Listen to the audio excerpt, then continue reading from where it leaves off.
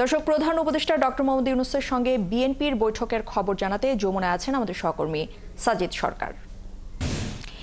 সাজিদ, আপনি যমুনায় এই মুহূর্তে আছেন, একটু জানাবেন যে আসলে বিএনপির কতজন প্রতিনিধি সেখানে যোগ দেবার কথা রয়েছে, তারা কি এখন পর্যন্ত পৌঁছেছেন কিনা যমুনায়, আর কি কি বিষয় আলোচনা হতে পারে সে ব্যাপারে কিছু জানতে পেরেছেন কিনা?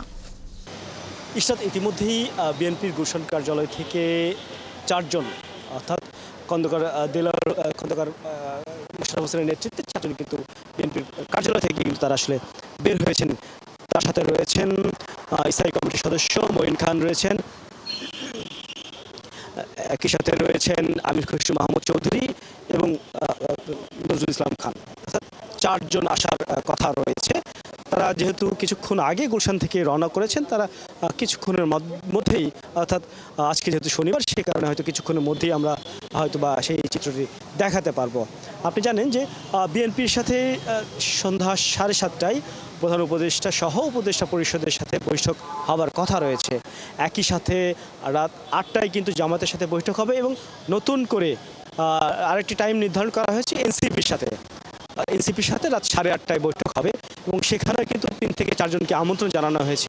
আপনি জানেন যে এই যে বৃহত্তর যে রাজনৈতিক দল বিএনপি, জামাত এবং এনসিপি, তারা আসলে এই 3 রাজনৈতিক দলের সাথে আজকের এই বৈঠক যে হবার কথা হয়েছে, সেই বৈঠকটি হওয়ার বিষয়ে কিন্তু সকালে যে একনেক বৈঠক হয়েছে, সেই বৈঠক শেষে উপদেষ্টা পরিষদের বৈঠক থেকে তাদের পক্ষ থেকে কিন্তু এই সিদ্ধান্ত জানানো হয়েছে। এই সিদ্ধান্ত জানানোর যে মূল কারণগুলো আপনি জানেন যে বেশ কদিন থেকেই আমরা দেখছি যে রাজধানী সহ সারা দেশে যে ধরনের আন্দোলন হচ্ছে এবং এই আন্দোলনকে ঘিরে যারা আসলে ফ্যাসিস্ট সরকার ছিল, সেই সরকারের ইন্ধন, তারা যেহেতু তিনি এখন ফ্যাসিস্ট সরকার প্রধান শেখ হাসিনা, তিনি দেশের বাইরে থাকলেও সেখান থেকেই তার ইন্ধনে দেশের মাঝে অর্থাৎ বাংলাদেশের বিভিন্ন জায়গায় যে ষড়যন্ত্র, একই সাথে বিদেশি শক্তি ষড়যন্ত্র, সেই ষড়যন্ত্রগুলো কিন্তু আসলে মোকাবেলা করার জন্য প্রধান উপদেষ্টার পক্ষ থেকে, উপদেষ্টা পরিষদের পক্ষ থেকে নতুন করে কিন্তু সিদ্ধান্ত নেওয়ার সময় এসেছে। সেই সিদ্ধান্ত অনুযায়ী তারা জানিয়েছেন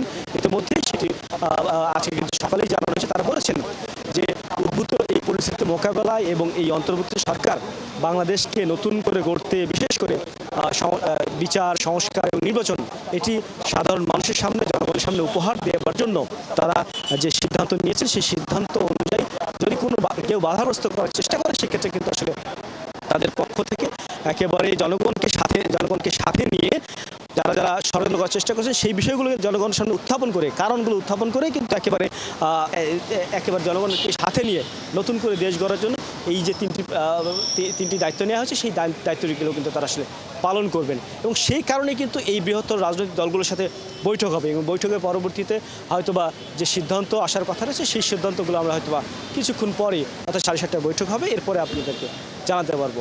ইশরাত।